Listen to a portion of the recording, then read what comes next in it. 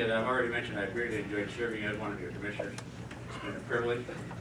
Having farmed and ranched most of my life, I've spent many hours alone at the controls of a machine or hanging out with cows. At the time I spent as county commissioner, I've got to spend with people, not just any people, but they are county people. Our people are special, and I think we all know why. Our county has volunteers everywhere, from ambulance drivers, EMTs, to firefighters, to food bank workers, to countless charity and church organizations. If you're ever in need at the side of the road, this is probably the time to be. I repeat, it's been a privilege to serve as Logan County Commissioner, and I will happily do so again.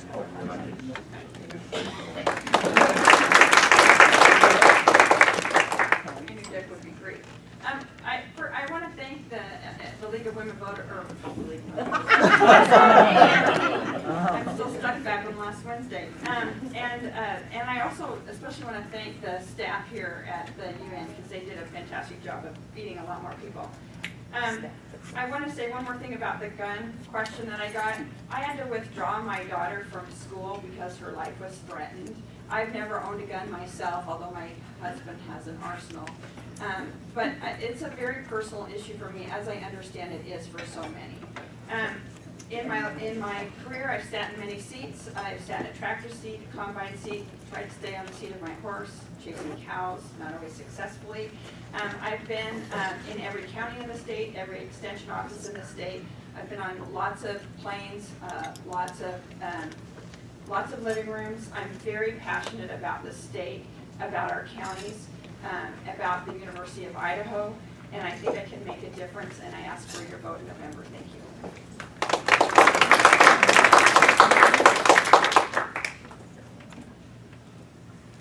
I'd like to speak to the education issue. Being on the school board for 10 years, it's the most special thing in my heart, and I'd like to talk to it. I hear so many times what we can't do. We talk about partisan politics, we can't do this, we can't do this. That we were at the State Board of Education meeting the other night in Lewiston, and I was talking to them afterwards, and they said, well, we can't do this and we can't do that. We can do it.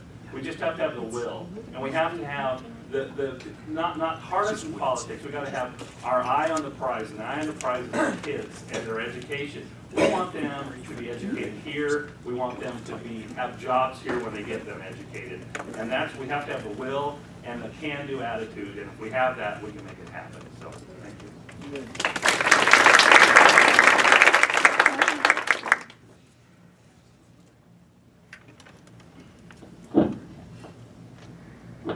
I'm so tall, it's hard to bend over. I do want to thank all of our cooks. It's really important. My aunts and mother, they cook for our community, and they work hard, so please thank them if you get the chance. And thank you to AARP folks, and thank you, Sue, for being a good host. And it's tough to keep everyone in line. But this is wonderful. I love having these conversations. And myself, I have a background that's very eclectic, being a businesswoman. I let people know that I have a very strong, rich heritage in agriculture, farming, ranching, and I'm very proud of that history and that heritage. But I'm able to bring all this experience together. And one of my things that my grandfather has always reminded me of is to always be direct and honest with the people. I believe it's an old Idaho value, but it's a very important one, because it's one that says you have to speak and walk with integrity at every moment of every day. And so with my leadership style, what I've been known for is that I'm someone who's always open, listens to the people, takes the time because I value that time, and I know that it's an opportunity to learn from each and every one. So I thank you for this opportunity, and I very much hope to talk to you after this.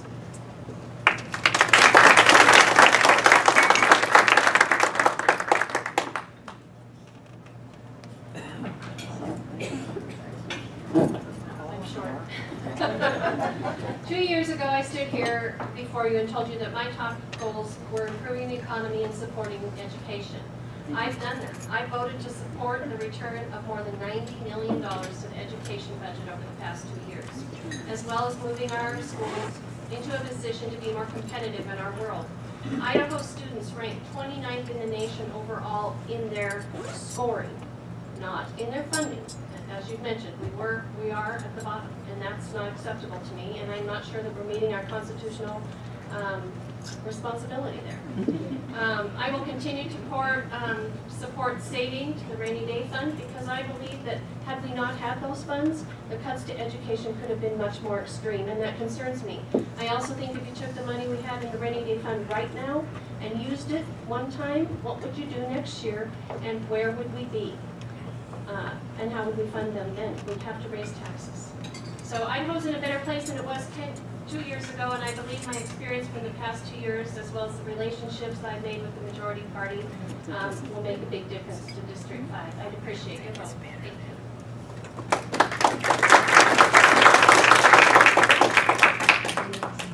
Again, I want to thank you for the opportunity to be here. I want to respond a little bit to the education. You can do a lot with statistics.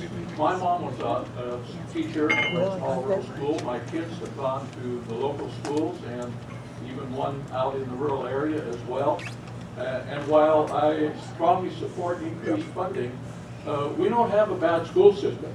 We have a good school system and we have good teachers. And it's because of their dedication that we have the education system that we do. There's a U.S. News and World Report study that looked at 19,000 schools throughout the United States. St. Mary's High School was the 9th best high school in Idaho. And St. Mary's ranked 1,572 out of the 19,000. You know, that's not too bad, considering the place that we are in terms of funding per student. And if we look at the different schools in the area, there's very little correlation between the quality of their education and the amount of money that they spend on the students. So we have a great system, but we need to do more. Thank you.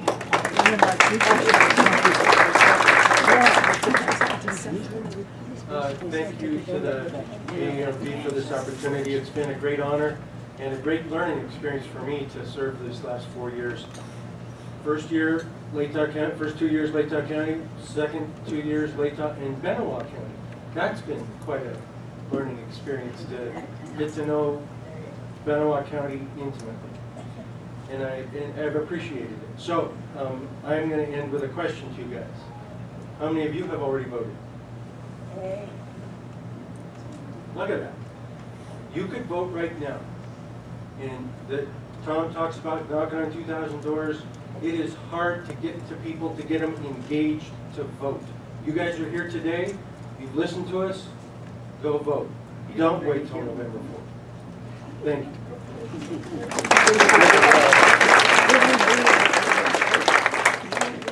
Before I thank all of you, I want to thank the audience.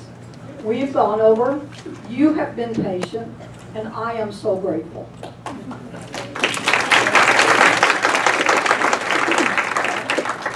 Wait just a minute. Just because I have a last page that I have to read, and it says,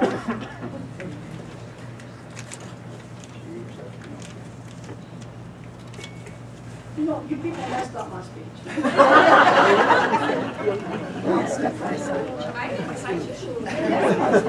I'm sure someone messed up.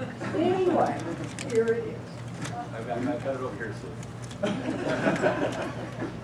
This concludes. This concludes the 2014 AARP Candidate Forum. Thank you all. Thank you all candidates who attended and fielded questions. Thanks to those who asked the questions. And thanks to all of you who met with us today. We hope you leave here with a clear idea of your election preferences. That was our intent. Thanks for being here.